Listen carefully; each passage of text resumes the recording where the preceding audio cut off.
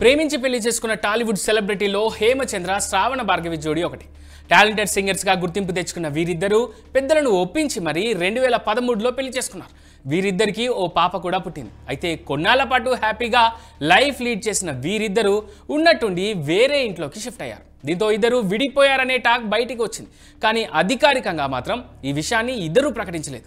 Official announcement లేకుండానే ఎవరికి వారు నివసిస్తూ ఎవరి పనులు వాళ్ళు చేసుకుంటూ పోతున్నారు. కానీ సోషల్ మీడియాలో వీరిద్దరు పెట్టే పోస్టుల వల్ల మాత్రం తమ విడాకుల గురించి హింట్ అయితే ఇచ్చారు. కట్ చేస్తే రీసెంట్గా ఓ ఇంటర్వ్యూకు వచ్చిన సింగర్ హేమచంద్ర తన విడాకుల విషయంపై కాస్త సీరియస్ కామెంట్ చేశారు. విడాకుల వార్తలపై తానెందుకు స్పందించాలంటూ హోస్ట్కే కౌంటర్ వేశాడు.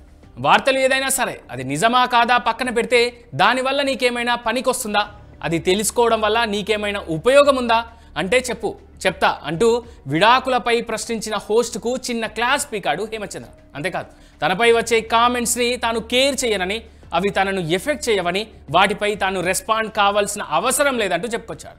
చాలా మంది ఏదో ఒక రకంగా వార్తల్లో ఉండాలని అనుకుంటారు, కానీ తాను ఆ టైప్ కాదన్నాడు హేమచంద్ర.